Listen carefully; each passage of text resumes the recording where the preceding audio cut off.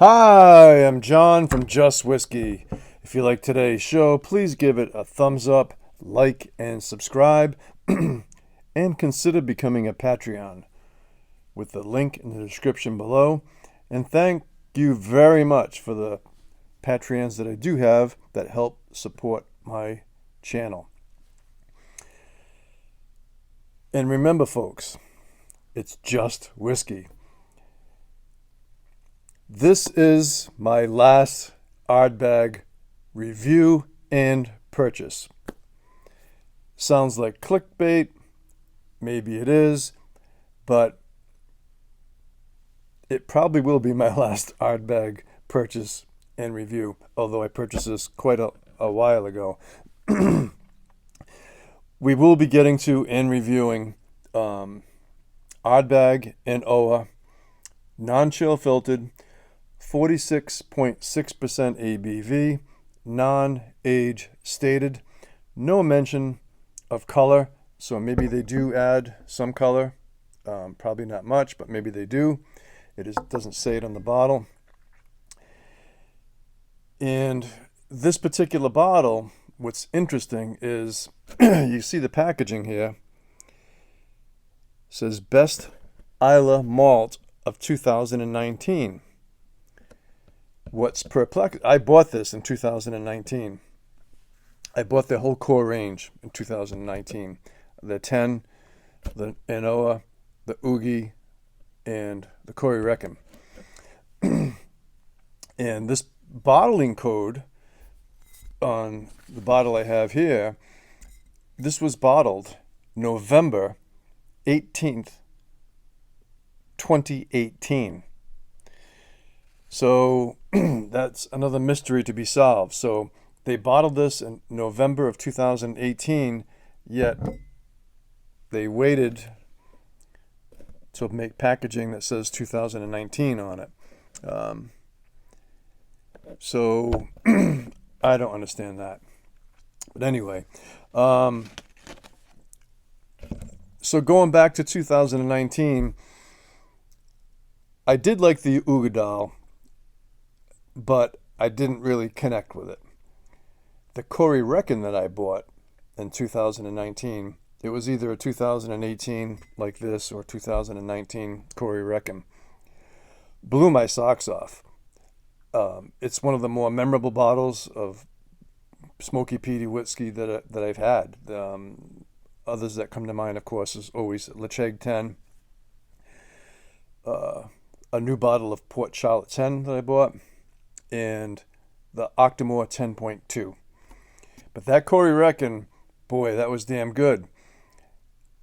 I bought a couple of Corey Reckons since then, and I reviewed one a while back on this channel.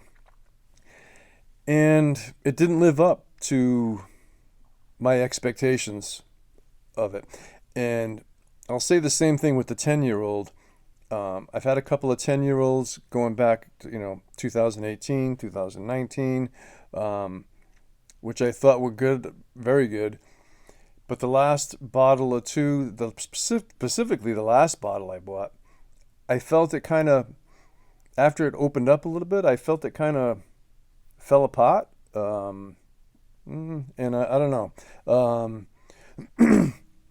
Could just be coincidence, could be batch variation. I don't want to, be so bold as to saying, okay, everything they're doing now sucks. However, maybe there's some truth to that.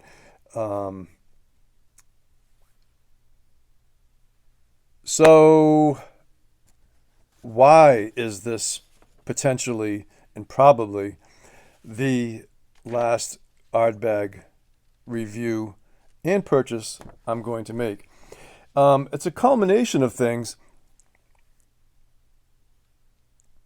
There's so many whiskeys out there that, to be honest, I've kind of had my Ardbeg experience, and if the Corey Reckon, if I felt that I connected with it like I originally did, then maybe I would be waving a banner a little bit. But I kind of feel with Ardbeg, from my own personal experience, that I've been there, I've done it, I've experienced it, and I'm kind of over it.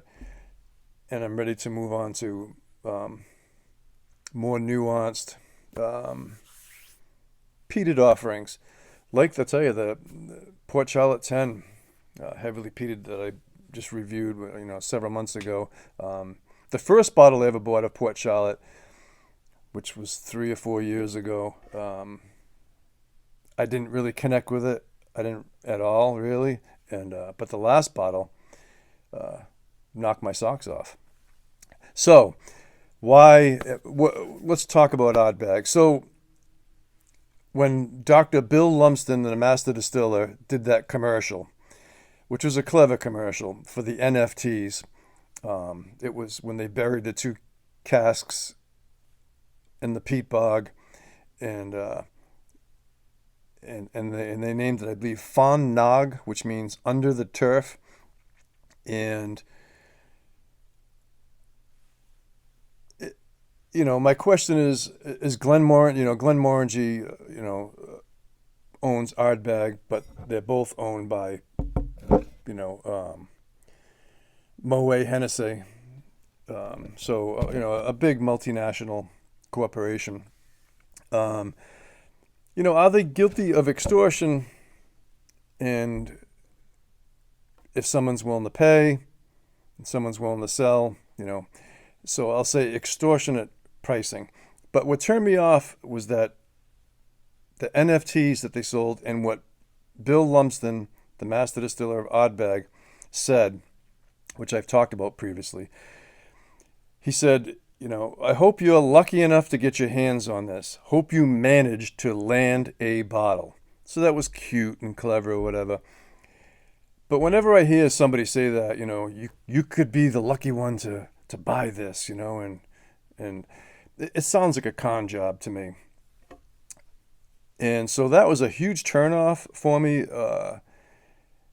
And then the latest news, obviously, where this Chinese woman paid 16 million pounds for one cask of Ardbeg, whereas recently a 1988 Macallan cask broke all records and sold for £1 million. So in today's economy, 16 million pounds in US dollars, it's approximately $19 million for one cask. So my question is, who came up with that price? Did this Chinese businesswoman solicit Ardbeg and say, hey, I want to buy a cask? And they said, no, we don't sell casks. And did she say, name your price? And they just they just threw a number out there, knowing that nobody in their right mind would pay it. And maybe they said, hey, yeah, we'll sell you one for 16 million pounds. How's that sound? And she says, oh yeah, sure, that sounds great. Do you have any more? I don't know. But I guess she was, quote, lucky enough to land a cask of Ardbeg, and she has the privilege of paying 16 million pounds for it. I'm sure there's more to the story, but there's a lot of things that just don't make sense there, and it just sets ridiculous bars now. Like what's next? But also too, I was in the habit of purchasing all their latest committee releases, and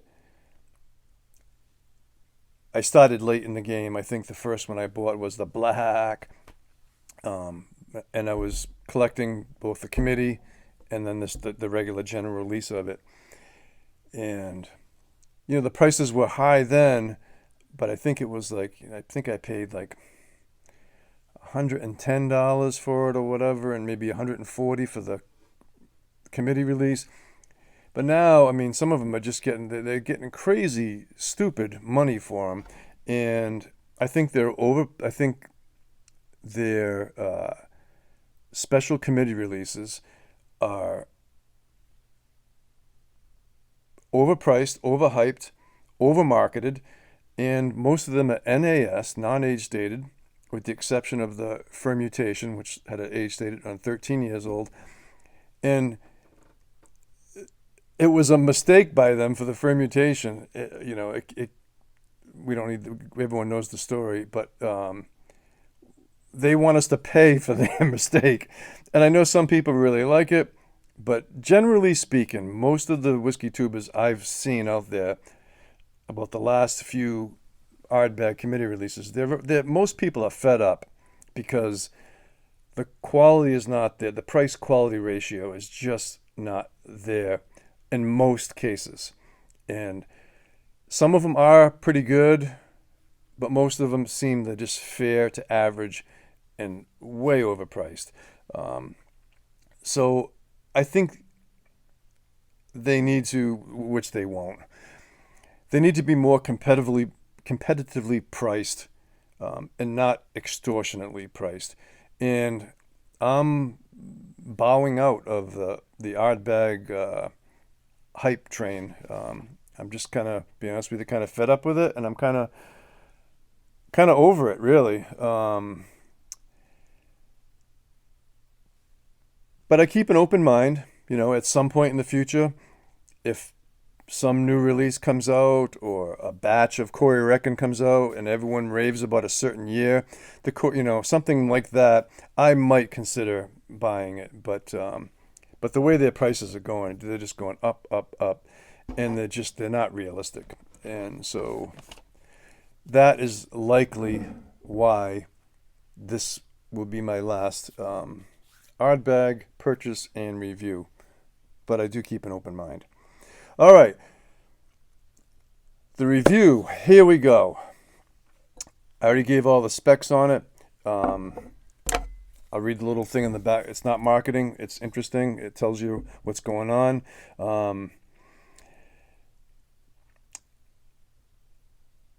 Ardbeg An Oa is particularly rounded, due in no small part to time spent in the gathering vat.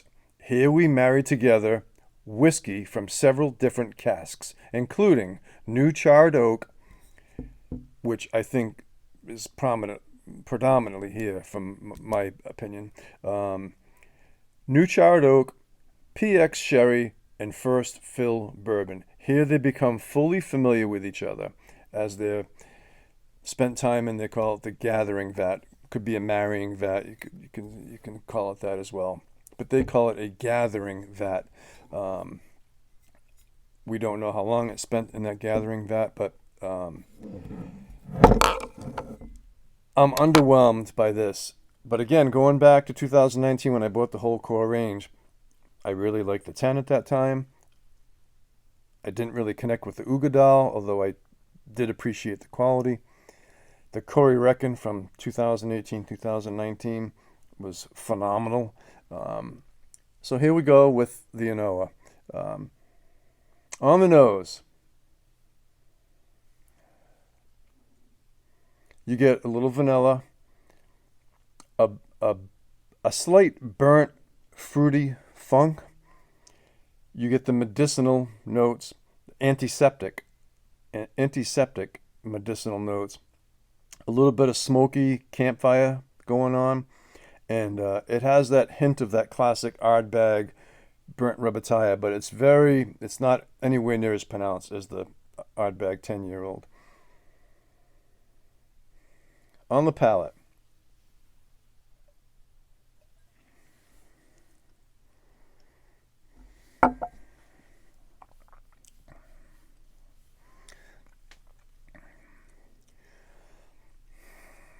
I find it a bit hot, very youthful, very spirity, very oaky, woody. But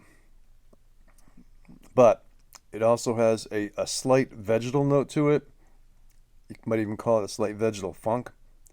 A little bit of mint. It's oaky, it's youthful, it's spirity. I can really taste the they call it new charred oak. To me, it's if that's what they're referring to, it's like virgin oak to me. That's what it reminds me of. If I had to name this instead of An Oa, I'd call it. I think they left out one letter. It should be An Oak. I think it's very oaky. The finish is again very oaky, spicy bite, and that lingers for a long time. Um, Not necessarily in a good way, and I find it to be a bit dry. They call this sweet, and I've heard a lot of other reviewers refer to it as very sweet, but I don't really pick up much sweet. There is some sweetness, but subtle. It's not a syrupy sweet um, single malt, in my opinion, and it's a bit tongue numbing as well.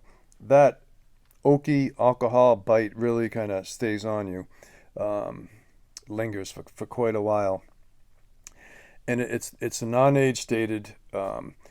So I've never had any other An Oas, so this could possibly even contradict. Like, I thought everything else I had from 2018, 2019 was really good, and it seems like maybe they're going downhill in quality. But this An Oa, to me, never really seemed to you know, I don't even know why they even, to me, they could get rid of it in the core range. Maybe it's selling great. I don't know, but I've never heard many great things about it. So, but anyway, how would I score this damn thing, right?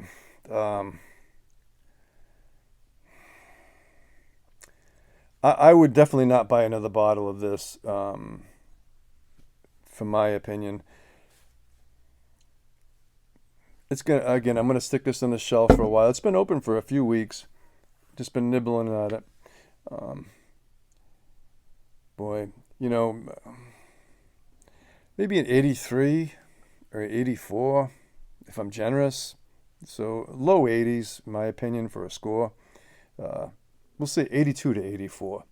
But and the price on it, at the time, I think this was like $55. Um, I It was right around. It might have been 50 or $55. Um, and the 10 at that time was going for about $45 to $48. So I believe this might have been $50 to $55. I'm not quite sure what they get for it now. It's probably closer to $60, 65. I'm not quite sure. Um, but anyway, that's my Ardbeg rant, and hope you like today's show. If you do, please give it a thumbs up, like, and subscribe. Thank you so much for the Patreons that are supporting this channel, and I would love for you to come on board as well and help support the channel with the link in the description below. And remember, folks, it's just whiskey. So hats off to you all, and take care.